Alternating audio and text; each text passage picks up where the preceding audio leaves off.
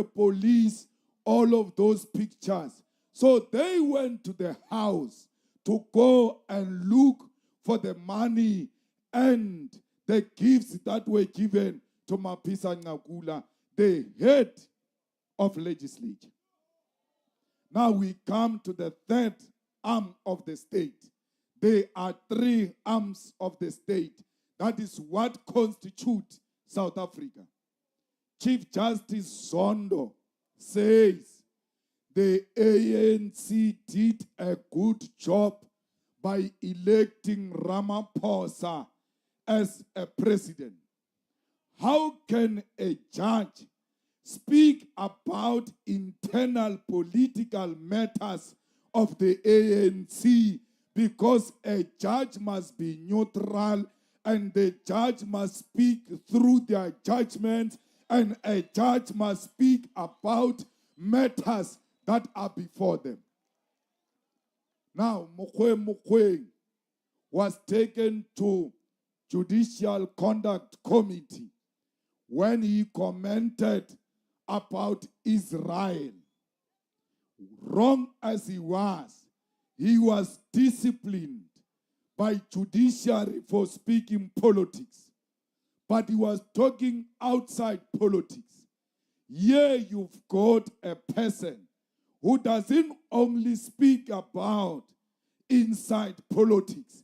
He speaks about internal party politics of how the ANC was right by electing Ramaphosa. Now, once a judge starts speaking politics, he ceases to be a judge. He is now a politician. And by the way, I sit in Judicial Service Committee where we appoint judges. When we're appointing Chief Justice, Zondo got 3 votes. That's how much the whole committee did not have confidence in Zondo. But Ramaphosa went to appoint Zondo even when Zondo got 3 votes. And Maya got the majority of the votes. He appointed Zondo because they knew they are together in undermining the Constitution of South Africa. The same Mapisa Ngakula is the one who defended Ramaphosa in Parliament when Ramaphosa was supposed to be held accountable. Why? She knew they are together in violating the Constitution of the Republic of South Africa. We are led by people who don't respect their oath of office. All 3 arms of the state are compromised. Now, as if that is not enough, they appoint a public protector who, since she was appointed, there is no single case that you can say as the public was so proud of this investigation of the current public protector. She is not a public protector. She is presidential protector. She is Ramaphosa protector. As if that is not enough, now you have the leader, the head of NPA, the NDPP, Batoyi, taking cases from independent prosecutors to defend the politicians. We cannot go into this campaign without exposing how rotten this government is. This government is rotten to the core, and you are the only ones who can stop the rot on the 29th of May. Not only Ramaphosa is messed up, then there is an old woman here called Helen Zille with Botox. She's refusing to age. She's injecting herself every morning. Helen Zille hates the people of Western Cape. Helen Zille does everything in her power to isolate Africans and coloreds in the Western Cape and promote white supremacy. The DA here in Western Cape hates Kailicha, hates Langa, hates Kukule too, because that's where our people are found. The DA gives business to gangsters and the underworld. Today, in this province, gangsterism is the order of the day. Today, the criminals are going house to house, collecting money, calling it protection fee. And J.P. Smith doesn't speak about the crime that is happening in the township. When they speak about crime, they speak about the suburbs, and they don't care about our people. The DA has demonstrated that it has got no capacity to lead, because it says we can't go and collect rubbish bins because the gangsters are attacking us. How can a government be scared of gangsters? It is because that gangsterism is happening in the townships. Fighters, you cannot be complainants. You have to go and reclaim the streets of Guguletu and reclaim the streets of Western Cape from criminals and protect our innocent women and children. Yeah, in Guguletu, they killed Pito of Sochila because he refused to pay a protection fee. When he refused to pay a protection fee, they killed him. Where is Musoli today?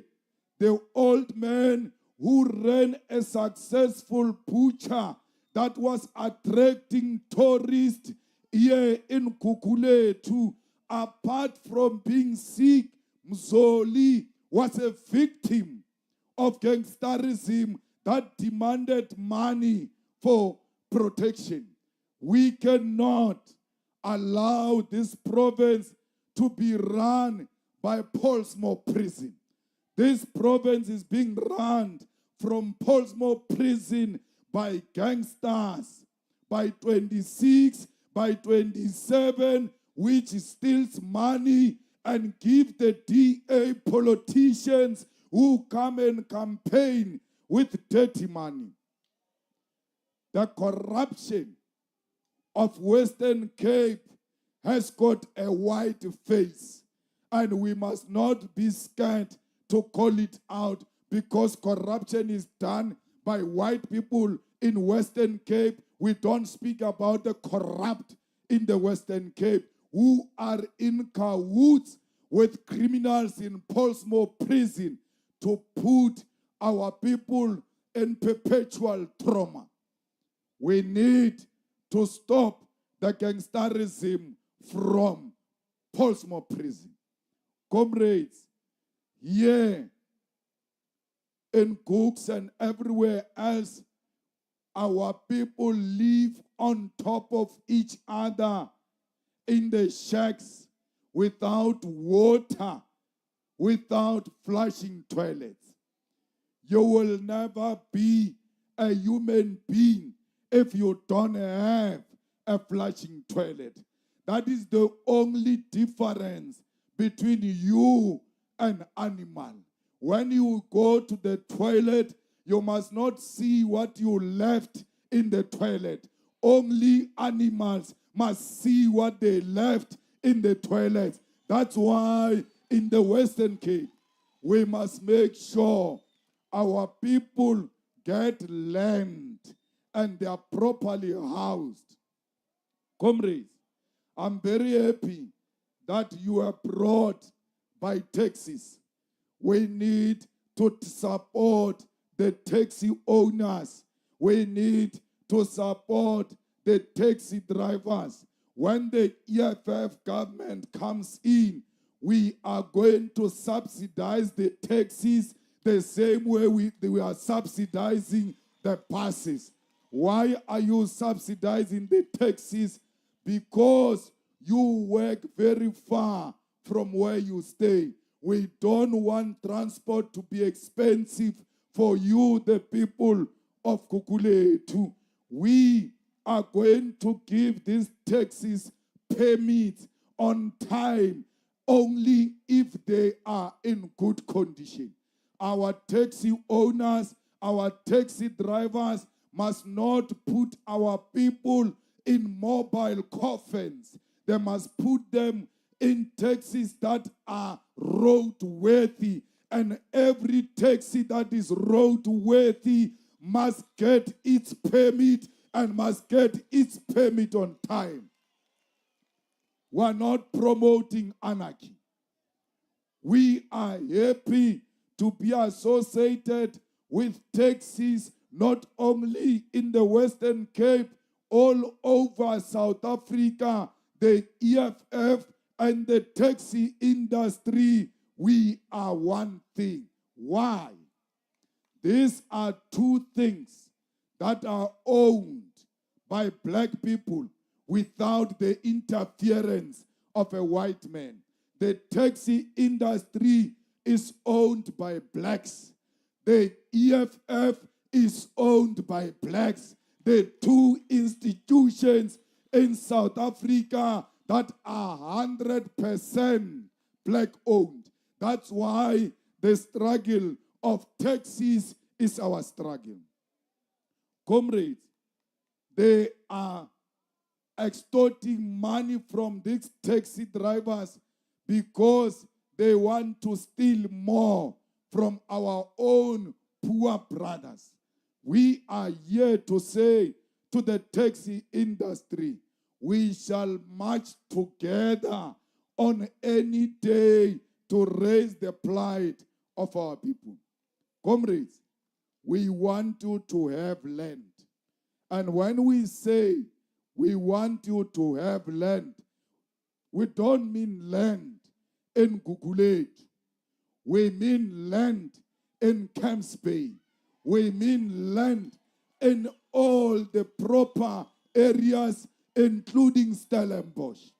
Not only land to stay, the land to farm.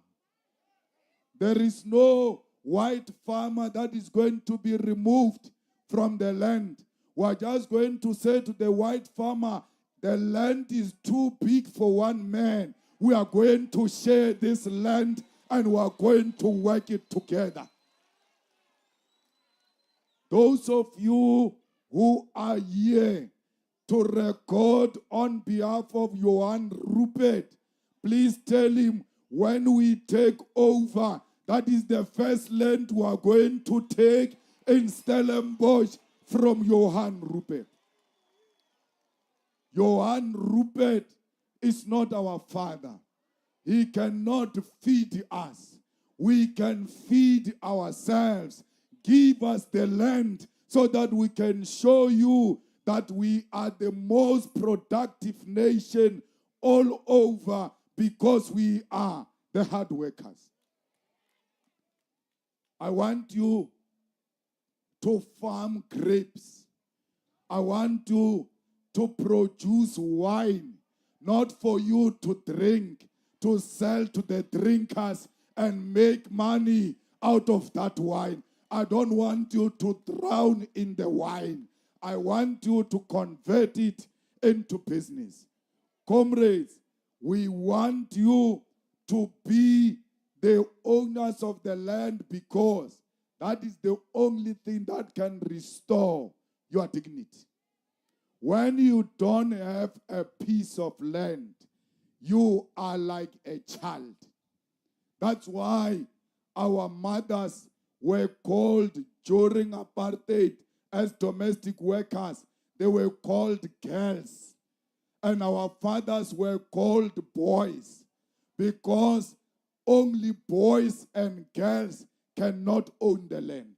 So when you don't own the land, it reduces you into a child. That's why no one can respect you. In your own family, when you stay in a back room and your sister stays in a squatter camp in a shack, when there is a funeral and they call a family meeting and you are sitting there, your sister just arrives and there is no chair, the first target is you. Stand up, let her sit down. She's from far. Then, but when can the date of the funeral be? You are the first one to talk. You, the one who stays in a back room, you say, no, the funeral can be on Saturday. But wait, let people talk first. Your own mother says that to you. Wait, let people talk first. Wait. Because you don't have the land. And therefore, people don't respect the people who do not own property. So the demand for the land is a restoration of your dignity. We want you to walk around being very proud, knowing a piece of land. Here in Cooks, it's Sunday today. He comes back from Ofika kwakhe in a shack. Find that old man